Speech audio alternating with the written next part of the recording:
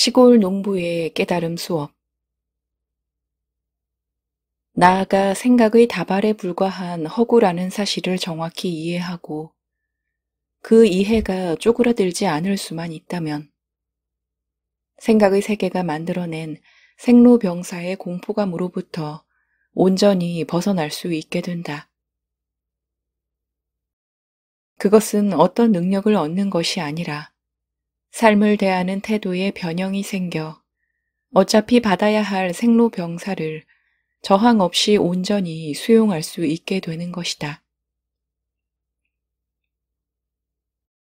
그런 변형이 불사신을 만들어주는 철갑옷을 선물하지는 않는다.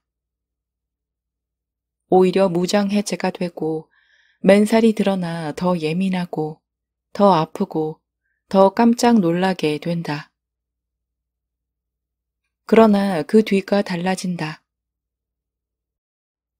인과의 힘으로 인하여 일어난 사건을 조작하고 대처하기 위해 생각에 매달릴 필요가 없다는 것을 이해하기에 망상으로 인한 고통들은 사라진다. 이런 누림이 자리 잡히면 온전한 깨달음을 얻은 것이다. 온전한 깨달음은 열반이나 해탈을 구할 필요가 없다. 삽을 든 모습 그대로, 국자를 든 모습 그대로, 비겁하고 찌질하고 수다스럽고 산만한 그대로 깨달음이다. 이제까지 살아온 인과로부터 비약하지 않기 때문이다. 그러나 더 이상 생로병사가 삶에 대하여 저항이 되지 않는데 그것으로 전부이다. 불행하게도 깨달음을 소개하는 대부분의 안내서들은 그 여정을 멀고 복잡하고 험난하게 묘사하고 있다. 그래서 보통의 사람들은 엄두도 못 낼 일로 치부하도록 만든다. 생존의 권리만큼이나 당연한 깨달음의 누림을 외면하게 만들고 있다. 그러나 그것은 도로 한복판에 떨어져 반짝이는 햇볕, 떡볶이 좌대의 어묵 냄새, 고함치는 상인들의 목소리로 구석구석 뒹굴고 있다.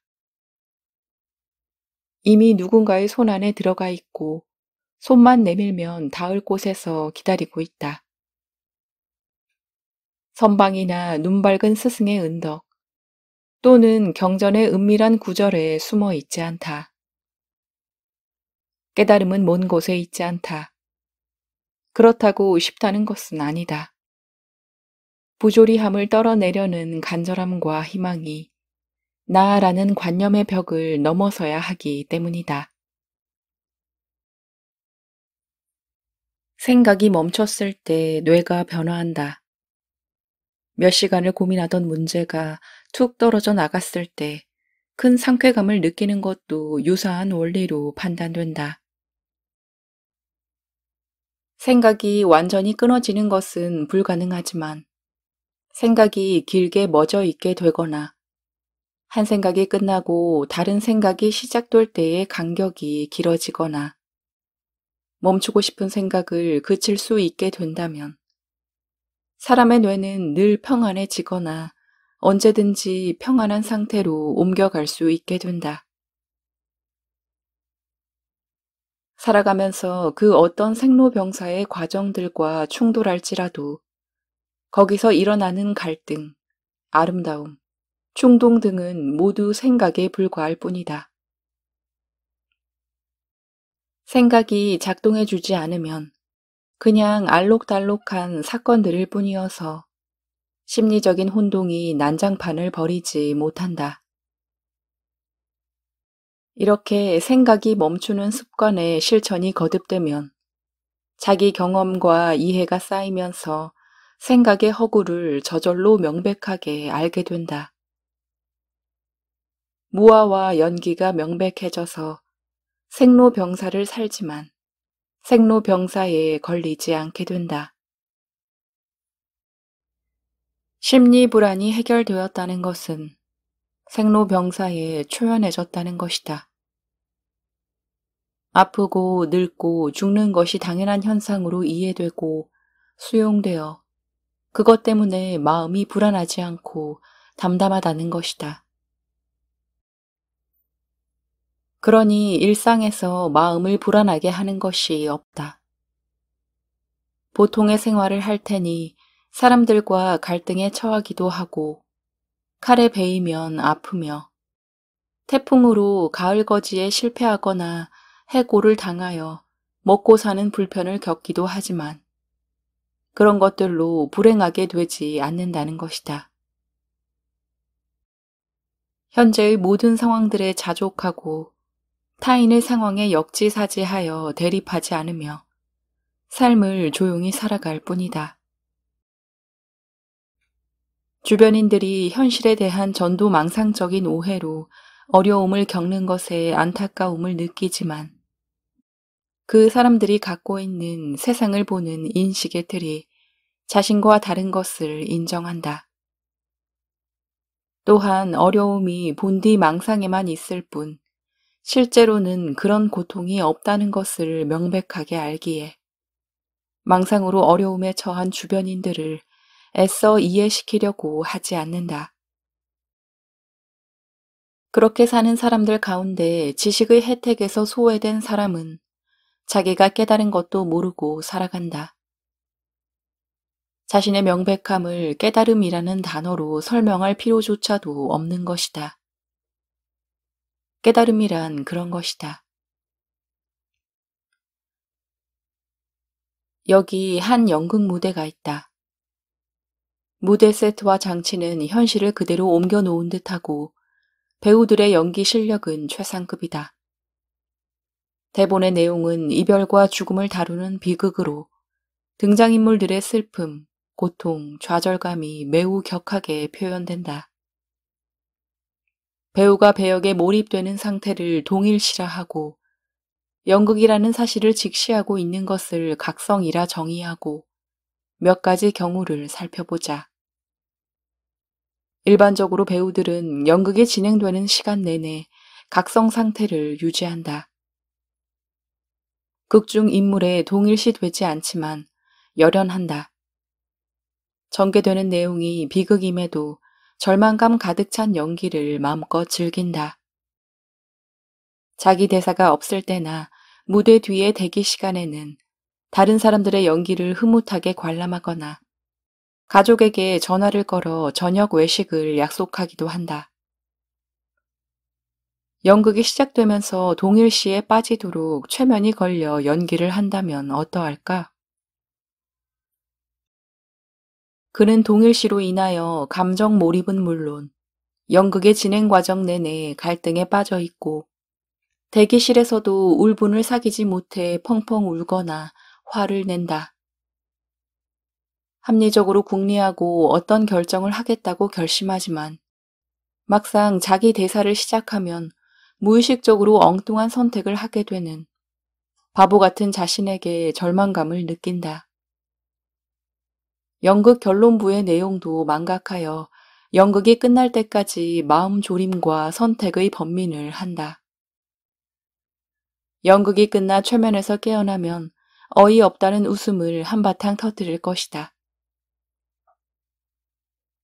위의 경우와 달리 약한 최면에 걸려서 무대 외적인 요소를 보게 되면 최면이 잠깐 풀리도록 설정한 경우를 살펴보자. 배우는 연극 진행에서 자기의 대사나 역할이 있을 때는 완전히 동일시되어 감정의 기복을 겪다가 무대 장치나 관객이 보일 때마다 각성된다.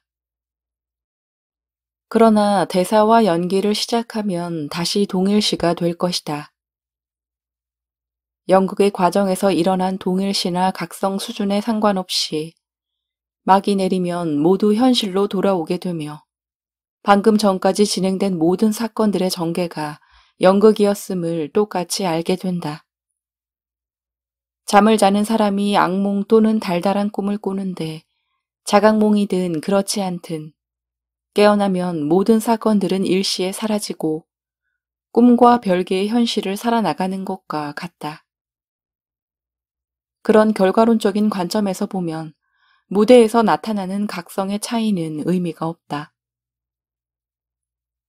그러나 연극을 하는 동안에는 많이 다르다. 각성되어 있으면 불필요한 감정 소모를 하지 않을 뿐만 아니라 자신의 연기와 상대 배우의 열연, 그리고 관중들의 반응까지 마음껏 즐긴다. 동일시에 빠지면 불필요한 번민에 시달리며 감정 소모도 심하다. 배역에게 주어진 운명을 배우의 노력으로 바꾸려고 발버둥을 치기 때문이다.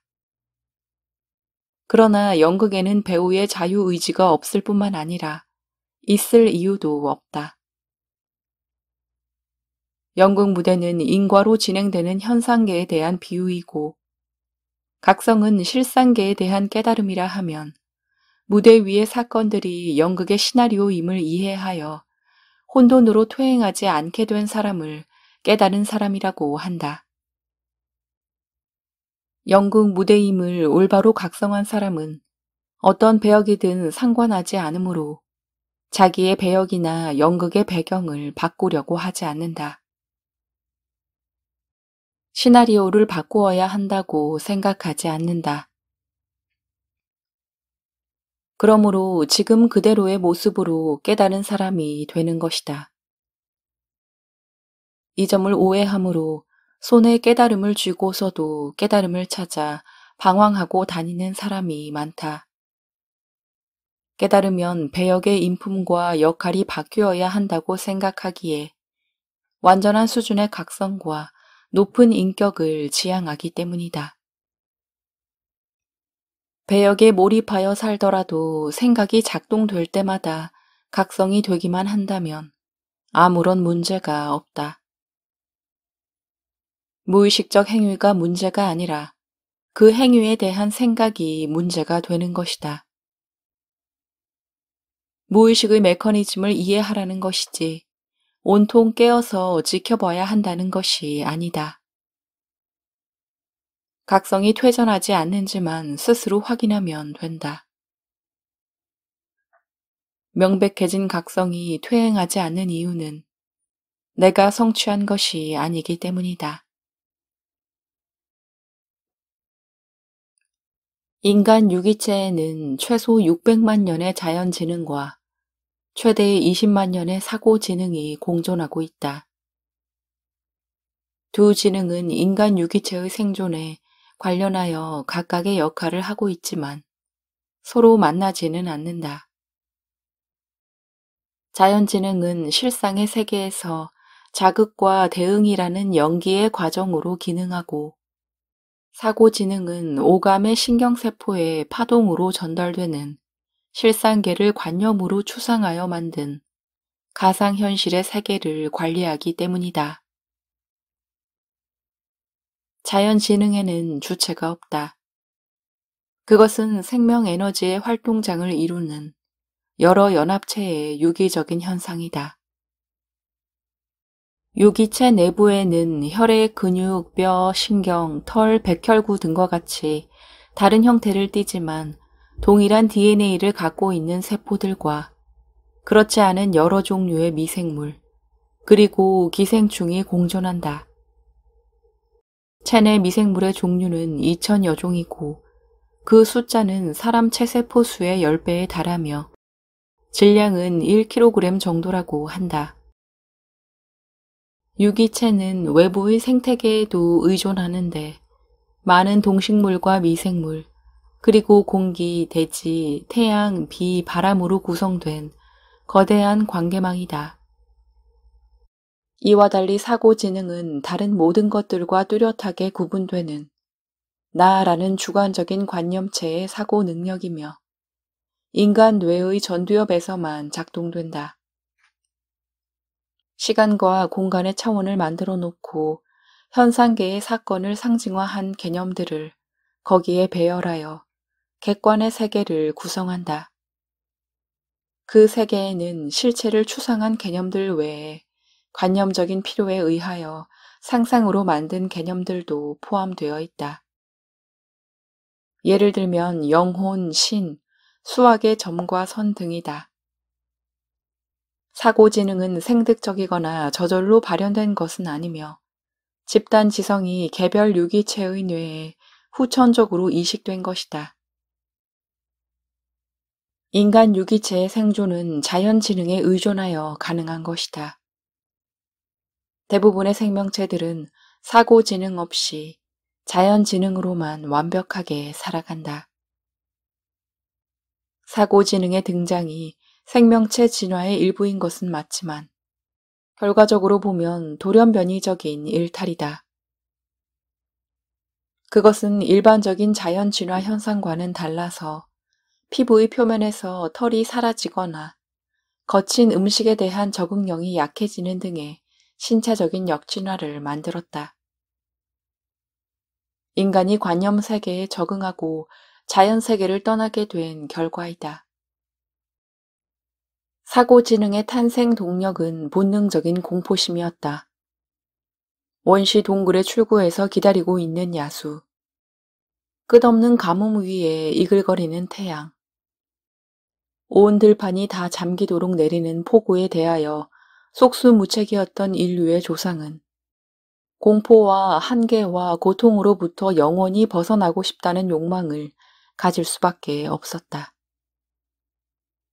자연과 싸워 이기기 위하여 육체의 힘을 키우는 대신 집단 지능을 창조했다. 언어와 문자의 발명으로 가능해진 일이다. 이런 태생의 원인으로 인하여 사고 지능은 욕망의 확장을 추진하는 원동력이 되었다. 끝없는 진화를 요구하는 사고 지능의 비교와 판단이 사라지면 이미 아무런 문제가 없는 유토피아이다. 사고 지능이 실상계 위에 덧씌운 망상임을 깨달아 온 세상이 이미 충만한 자유임을 알게 되는 것이 수행의 방법이고 목적이다. 그러나 대부분의 사람들은 수행을 시작하면서 사고 지능의 프레임을 따라서 자신의 에너지를 투자하여 부족한 자아를 위대한 자아로 진화하려는 노력에 빠진다. 진리는 사고 지능의 발전 프레임에서 깨어나는 것이다. 그것을 사고 지능으로 이해하고 몸으로 체득해야 한다. 체득이란 자연 지능을 사고 지능으로 습관들여 의식화하는 것이다.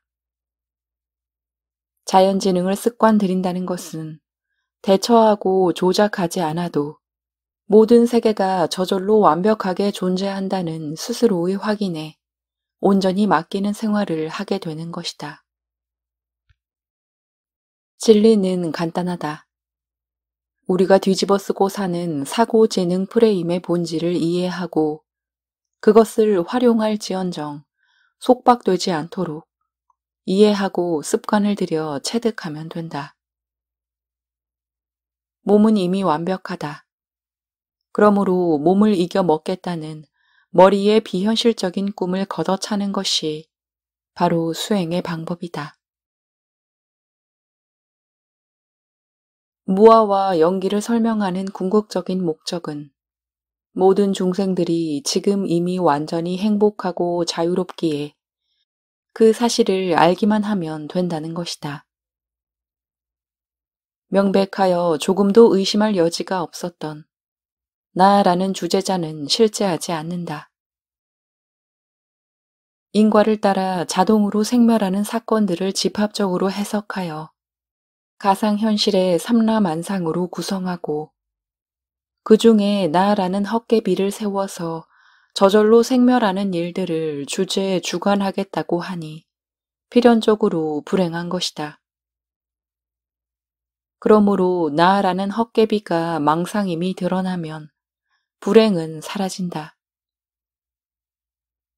선정과 고행에 매달리지 않더라도 무아와 연기를 이해하고 실천하며 검증하면 누구나 깨어날 수 있다. 나아가 없다고 하면 그 비상식적인 충격을 있는 그대로 수용할 사람은 거의 없다.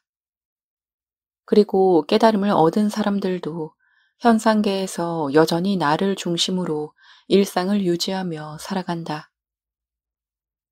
무아로는 나의 없음이 아니라 존재를 믿어 의심치 않았던 나의 실체가 단지 생각의 다발임을 깨우치는 것이다. 나, 사고지능, 생각은 모두 기능적 동의어다. 생명 현상과 에너지는 그 나에 갇혀 있지 않다. 사고지능 없이도 모든 생명체가 잘 살아가고 있다. 무념에 빠지면 무아가 된다. 잠에 들거나 기절하면 나는 자취를 감추지만 생명은 자연지능의 힘에 의하여 저절로 지속된다. 명상가나 수행자들 중에도 무아론을 완벽하게 이해하고 다른 사람에게 설명해 줄 수 있는 사람이 많다. 그러나 여전히 불안과 불만에 빠져 있는 경우가 대부분이다. 무아론이라는 정보가 사고지능에 추가되었음에도 여전히 생로병사에 시달리는 이유는 추가된 정보의 중요성이 최상위로 올라서질 못했기 때문이다. 이 새로운 정보가 뇌에서 기본 프레임의 수준에 적용되어야 큰 힘을 발휘하므로 뇌의 새로운 신경회로가 개통되고 그 회로 다발이 충분히 굵어지도록 자극을 주는 과정이 필요하다. 하나의 가상적인 예를 들어보겠다. 한 재벌가 총수에게 쌍둥이 사생아가 있다. 30년 전에 이 재벌 총수에게 내연녀가 있었는데 본처가 휘두르는 생명의 위협을 피하여 시골로 피신해 출산하다가 숨을 거두었다. 아이들은 위탁시설을 전전하다가 불황자 수준의 사회생활을 하였다. 뒤늦게 이 사실을 알게 된 아버지가 자식들을 품 안으로 거두지는 못하더라도 자식들에 대한 책임을 지고 싶어서 그들에게 사람을 보냈다. 자신이 아버지임을 밝히고 월 1,000만 원까지 쓸 수 있는 현금 카드를 주면서 편안하게 살라고 하였으며 그 대신 자신과의 관계를 세상에 밝히지는 말라고 당부하였다. 두 형제에게는 나는 재벌 총수 누구의 아들이며 부자처럼 살 수 있다는 정보가 추가되었고 현금 카드도 한 장씩 주어졌다.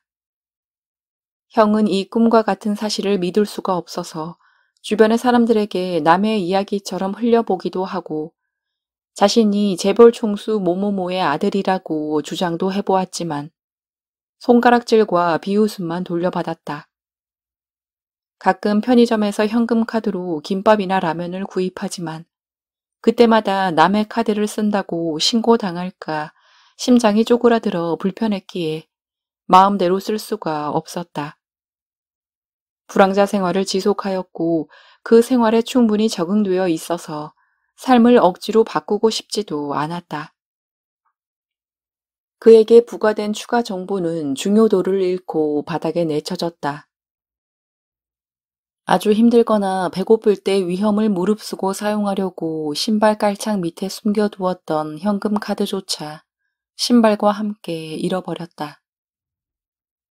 한편 동생은 자기 신분을 밝히지 말라는 아버지의 당부가 무거웠다. 그래서 함구한 채 현금 카드를 조심스럽게 써보기 시작했다.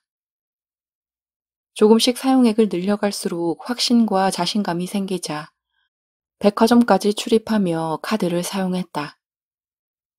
한 달에 1,000만 원을 다 사용하지 못하게 되면 월말에 현금으로 인출하여 은행에 저축했다가 집과 차를 구입했다. 그는 자기가 재벌의 아들임을 믿어 의심치 않기에 현금 카드를 사용하는데 불안이나 주저함이 없었으며 아버지의 생일에 익명으로 선물을 보내 감사를 표시하였다. 두 형제에게 발생한 차이는 동일하게 추가된 새 정보가 뇌의 정보 처리 과정에서 어떻게 자리매김을 했는가에 따라 드러난 것이다. 새 정보의 효용성과 그 힘을 절감하는 경험치가 많을수록 뇌에서 일 처리를 하는 회로의 변경이 강력하게 진행된다. 예전에 사용되던 회로는 사용량이 줄어드는 대신 새로운 회로를 집중적으로 사용하게 된다. 무아론의 결과적인 내용은 내가 애써 생각하고 고민하고 대처하려는 노력들이 의미 없다는 것이다. 생각이 무의미하다는 것이 아니라 번민에 빠지지 않는다는 것이다. 인과에 따라 저절로 생멸하는 것들에 대한 불필요한 걱정을 버릴 수 있게 된다. 이 사실을 확인하려면 무념의 상태와 비슷한 환경을 만들어 보면 된다.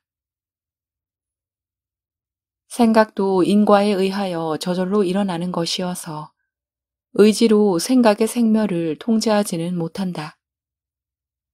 그러나 생각이 꼬리를 물고 흘러가는 상황을 환기하여 다른 생각으로 전환시키거나 잠깐 끊어줄 수는 있다. 생각이 전환되거나 끊기는 시점은 찰나이지만 무념이다. 이 찰나의 경험에서 안도감을 얻을 수 있고 이런 경험들이 쌓여서 힘이 되는 것이다. 지속적으로 생각을 끊어 무념에 대한 경험치를 늘려줄수록 힘과 효과가 강해진다. 그리고 생각을 사용하는 습관이 바뀌게 된다. 그렇게 흐르다가 어떤 비등점에 이르면 흔들리지 않는 안심이 완전하게 자리를 잡게 된다. 그렇게 되기까지는 위의 예에서 동생이 했던 것처럼 지속적으로 실천 검증하는 과정이 필요하다. 생각이 아득하게 떨어져 나가면 주객관의 모든 상들이 헛개비의 모습을 드러내는 반짝하는 경험이 일어난다. 이때 그 경험 뒤에 그러면 그건 그렇고 하지만 그러니까 등의 접속사들이 붙지 않아야 한다. 다시 생각에 사로잡히는 것이기 때문이다. 진리는 묶이거나 거칠 것이 없으므로 활발발한 것이다. 진리는 유지되어야 할 특정한 상태나 경지가 아니라 모든 현상 전체이다. 질병이나 장애를 갖더라도 활발발한 불편이나 고통을 갖게 되며 우울해도 활발발하게 우울하다. 고통이나 우울, 그리고 죽음이 문제되지 않는다. 문제라는 것들은 모두 생각이 만들어낸 해석에 불과할 뿐이고 실상에는 고정된 상태나 경지가 없으며 걸림없는 활발발한 에너지들의 춤만 가득하다. 여전히 아프고 우울하지만 그런 것들로 인하여 결코 불행하지 않다. 허무함과 우울감 때문에 의기소침해진다면 에너지가 여전히 망상에 갇혀 있는 것이다. 행복하고 자유로운 삶을 살고 싶다면 이미 완전히 행복하고 자유롭다는 사실을 깨닫기만 하면 된다. 이미 충분히 행복한 상태임에도 불구하고 행복하고 싶다는 생각에 빠져 있기 때문에 고통스러운 것일 뿐이다. 세상의 본질은 무아와 연기여서 모든 것이 지금 이대로 완벽한 사건들의 연속인데 그 현상들 중에 일부를 붙들어 나라는 말뚝으로 세우고 여기에 여러 대들보를 갖다 붙여 집을 만들고 유지해야 한다는 망상에 사로잡혔기 때문에 불행한 것이다.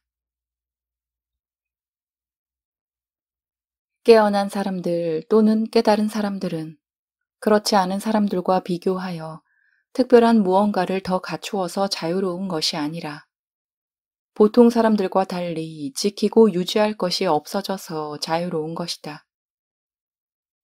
깨달음이 진녀나 순수 의식을 찾아서 깨어난 것이라면 다시 잠들지 않도록 그것을 불고 털며 지켜야 할 의무가 생기는 것이다. 깨달은 사람들은 욕망, 고통, 불안이 없는 것이 아니라 그것들의 영향을 전혀 받지 않는 부분이 공존함을 아는 것이다. 욕망, 고통, 불안이 연기의 과정이고 그 바탕은 무아라는 명백한 현실을 살아간다. 생각 또는 나의 쳇바퀴를 멈추는 습관이 형성되어 뇌에서의 사고 회로가 바뀌면 세상에 대한 시선이 달라져서 저절로 무아 자체가 된다. 이 과정에서 나가 할 수 있는 일은 노력을 멈추는 노력뿐이다. 노력이 멈춰지는 것을 노력이라는 모순된 방법으로 달성할 수 있는 것이 아니지만 할 수 있는 것은 그것뿐이라는 것이다. 생각의 힘이 생성되고 유지되는 원천은 생각이 생각을 낳는 무한상속 시스템이다. 그런 이유로 많은 에너지가 생각에 투여되는데 불필요한 고민과 번민의 대부분이 낭비되며 그 결과로 실제 하지도 않는 불안과 고통에 빠지게 된다. 그 무한상속 시스템은 습관으로 만들어진 중독이어서 생각의 단절과 공백을 허용하지 않는다. 그렇게 깨어있는 모든 시간을 습관적인 생각들이 뒤덮고 있으면 무아의 힘, 즉 안도감이 드러날 여지가 없다.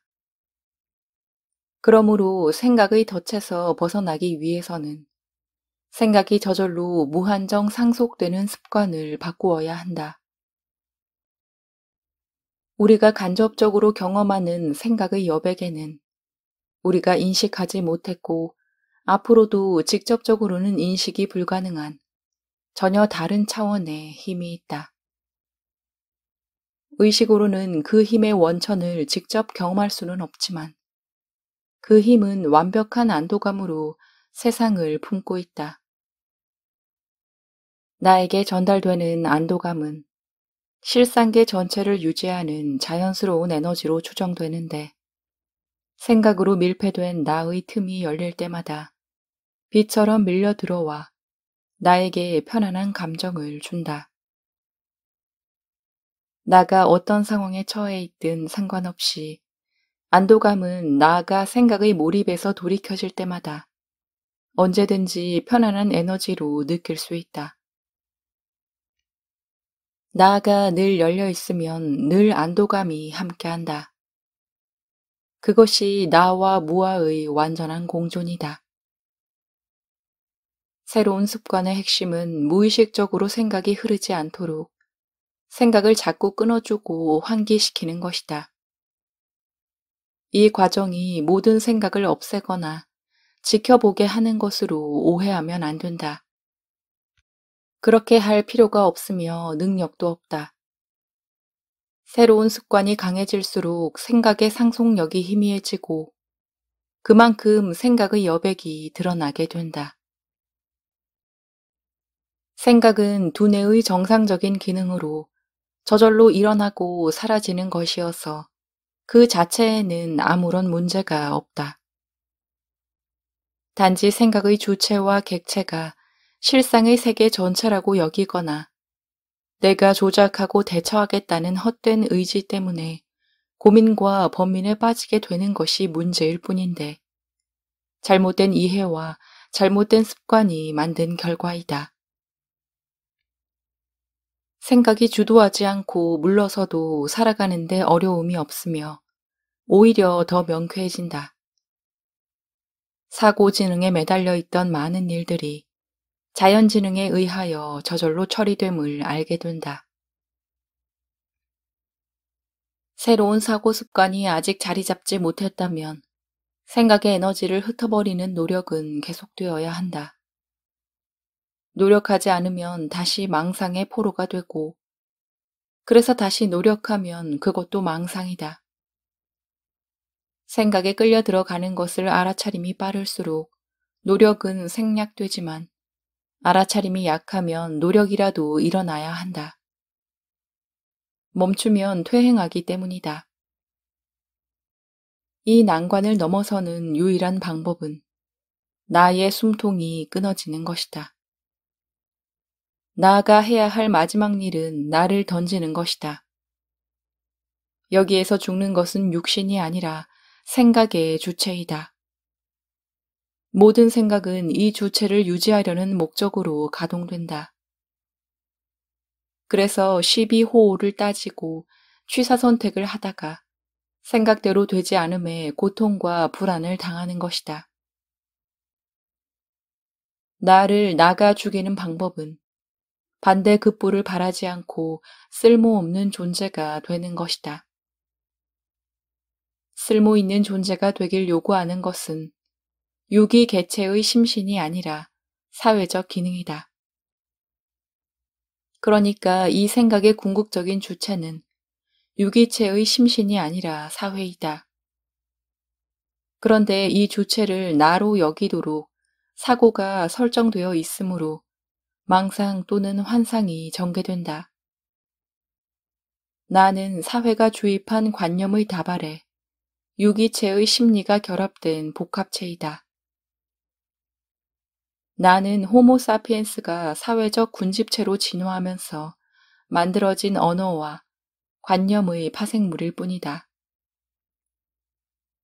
인간 개체의 유지에 필요한 도구가 아니라 군집사회를 구성하고 유지하기 위하여 만들어진 사회적 시스템의 단위 모듈이다. 그 모듈은 나가 남들에게 쓸모있는 존재가 되게 하려고 평생을 바둥거리도록 만든다. 나가 죽는다는 것은 그 모듈의 정체가 드러나 바둥거림이 멈추는 것이다. 이 시절에는 신구의 삼업을 삼가는 것이 좋다. 주변의 인과를 자꾸 펼치면 삶의 복잡함이 수그러들지 않아 나가 죽음을 모면할 구실을 다양하게 만들기 때문이다. 무아의 힘이 자리를 잡기 전에는 행동과 말과 생각을 삼가라는 것인데 삼간다는 것을 엄밀하게 표현하면 하지 말라는 것이다. 물러나거나 다른 길을 찾지도 말고 뭔가를 더 이해하거나 명료하게 하지도 않으며 조용히 버티고 서야 한다. 이때 발버둥 치거나 깨어나려고 노력하는 힘은 여전히 생각이고 생각에 덧친 것을 알아차려야 한다. 새로운 사고 습관이 자리를 잡을 때까지는 시간이 필요하다. 현실이 괴로운 이유는 책임질 능력이 없는 나라는 헛개비 주체에게 이러저러한 책임을 추궁하기 때문에 고통이 일어나는 것이다. 엄마의 배에서 갓 나온 아기에게는 나라는 주체의식이 없는데 이 아이가 가상현실 세계로 입장하여 그 사회에서 한 구성원의 역할을 감당하려면 나라는 주체관념을 제일 먼저 세워야 한다. 이 작업은 절대로 자연적이고 불변의 현상이 아니다. 지구상의 어떤 생명체도 이런 일을 겪지 않는다. 이 억울한 나에게 뒤집어 씌워진 부당한 누명을 벗겨주는 것이 바로 깨달음이다. 나는 사고 기능으로서의 주체일 뿐이지 삶을 주체적으로 운영하는 책임자, 주제자로서의 주인이 아니라는 것이다. 100층짜리 고층 빌딩의 옥상에서 땅으로 떨어지던 공이 땅을 향하여 떨어지겠다고 무진장 애를 써왔는데 힘을 쓰든 그렇지 않든 중력에 의하여 저절로 떨어진다는 사실을 이해하게 되었다면 그 공은 이제 불필요한 힘을 쓰지 않게 된다. 생각이 제대로 계속 흐르지 않는다면, 그래서 나아가 조작하고 대비하지 않는다면 큰일 나는 줄 알고 평생을 살아왔다. 그런데 생각 걷어차기가 습관화되면서 모든 일들이 환경의 연기에 의하여 저절로 생멸한다는 사실을 조금씩 눈치채게 된 것이다.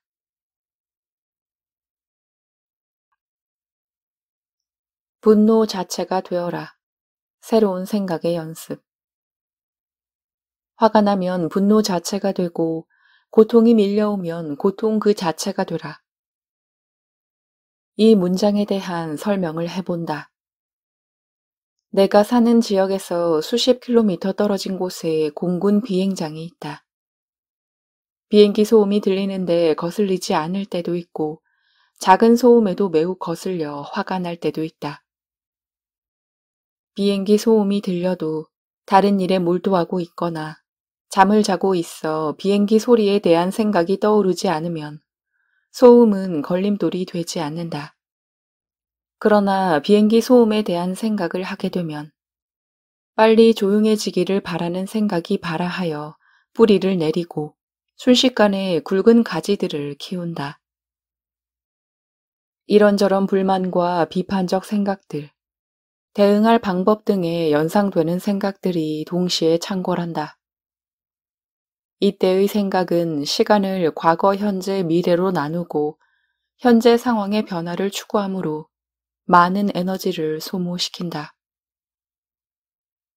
이미 소음에 예민해졌기에 다른 일에 몰두하거나 잠을 청하여 소음에 대한 생각에서 벗어날 수 없는 이런 상황을 빠져나오는 방법이 있다. 소음으로 가득 찬 지금 이 순간이 전부라는 새로운 생각을 떠올리고 집중하는 것이다. 시간은 사라졌다. 조용했던 과거와 조용해질 미래는 없으며 시끄러운 이 순간만이 전부라는 생각을 억지로 한다. 변할 것은 아무것도 없으며 변할 수도 없어. 태초부터 영원히 지금 시끄러운 이대로라고 생각한다. 이 방법은 생각을 멈추는 훈련이다. 소음 때문에 예민해진 뒤에는 소음에 대한 생각을 없앨 방법이 없다. 그러나 해당 생각에 힘을 빼거나 잘하면 멈추게 할 수도 있다. 막상 시도해보면 쉽게 되지는 않는다. 그러나 새로운 생각을 도입하는 것이므로 반복 훈련을 하면 전두엽에 새로운 시냅스 다발이 생긴다. 처음에는 소음에 대한 생각들과 지금이 전부라는 새로운 생각이 중복되어 존재한다. 그런데 아주 조금이라도 끼어든 그 새로운 생각의 지분만큼 조금씩 편해지는 것을 알게 된다. 시간이 흘러 새로운 생각에 힘이 붙으면 굳이 생각을 멈추지 않더라도 분노하고 고통받는 마음의 다른 한편에 불편하지 않고 혼돈 없는 안도감이 생긴다. 생각을 다루는 중요한 원리이므로 잘 이해하고 연습하면 일상에서 생각의 함정에 빠져 시달리는 고통으로부터 벗어나는 데 실용적인 도움이 될 것이며 생각의 본질이나 불안과 고통이 무엇인지를 눈치채게 될 것이다. 연습은 소음뿐만 아니라 냄새, 고통, 분노, 슬픔, 외로움 등 회피하고 싶은 생각이나 감정들을 대상으로 할 수 있다. 이렇게 하는 것이 바로 분노 그 자체가 되거나 고통 그 자체가 되라는 것인데 상황 자체와 하나가 되어 비교가 일어나지 않는 것이다. 인간이 12호흡 판단이 가능한 것은 대비 기능 때문이다. 빨간색 색종이가 같은 색의 책상 위에 놓여 있으면 색종이를 볼 수가 없다. 또 다른 예로 빛이 반사할 수 있는 대상물에 부딪히지 않는다면, 그리고 어둠이 없다면 우리는 빛을 인식할 수도 없다. 고통은 쾌락과 비교되므로 괴로운 것이고 쾌락도 마찬가지 이유로 즐거움이 된다. 서로 대비가 됨으로써 느껴지는 것이다. 소음으로 가득 찬 지금 이 순간이 전부라는 생각만 할 수 있게 된다면 그런 대비 기능이 멈추어 청각에 커다란 자극만 남을 뿐 고통은 없다. 서울 생활할 때 여행을 가서 한적한 숙박지에 묵게 되면 고요하고 평온함에 푹 빠져들었다. 마당에 떨어지는 햇살들, 그 사이에서 춤을 추는 바람과 나비, 풀냄새와 꽃향기 이런 것들이 주는 풍요로움을 만끽하였다. 나도 언제나 이렇게 한적한 곳에 집을 짓고 조용하게 살게 될까를 생각하곤 했었다. 그런데 막상 시골에 집을 짓고 사는데 그 맛이 안 난다. 내가 다녔던 여행지의 숙소들보다 더 한적하고 아늑한데도 뭔가 다르다. 심지어는 시골 살며 최근에 여행을 갔던 숙박지에서는 예전에 느꼈던 평화로움을 다시 느끼면서 나도 모르게 이런 고요한 곳에 살고 싶다는 망언을 서슴지 않기도 했었다. 환장하게도 거기는 파도 소리가 시끄러운 곳이었다. 일 때문에 그렇다. 막상 시골에 집 짓고 살다 보면 사방에 일이다. 자질구레한 일들이 발길에 툭툭 채여 여기저기 뒹굴고 있다. 햇빛 가득한 꽃밭에는 방심하는 사이에 잔뜩 번진 쑥을 뽑다 말고 던져놓은 호미가 보인다. 마당 수전 옆에 한아름 핀 금낭화 밑에는 빨려고 모아놓은 장갑이 수북하게 쌓여 있다. 말벌이 창고 지붕 밑에 집을 짓고 있고 배수로에 쌓고 있던 축대가 살짝 무너져 있다. 눈앞에 있는 모든 것들이 다 일로 보이는데 무슨 평온함이 있겠는가. 여행지에서는 창틀에 쌓인 먼지조차도 시간과 게으름이 느껴져서 오히려 정감 있어 보였다. 잔뜩 어질러진 마당의 공사 자재들조차도 전혀 일거리로 보이지가 않고 활기참마저 느껴졌다. 내일 떠나면 그만이기 때문이다. 아무리 일이 많아도 내 일이 아니기 때문이다. 인생이 그렇다. 인생을 손님으로 사는 사람은 거칠 것이 없다. 그러나 인생을 주인으로 사는 사람은 해야 할 일이 많고 지킬 것도 많아 수고로움이 그치질 않으며 모든 것들이 근심거리이다. 인생의 최대 비밀은 내일이 없다는 것이다. 주인이 없는데 어떻게 내일이 있겠는가? 오직 내일이 있다는 생각만 있을 뿐이다.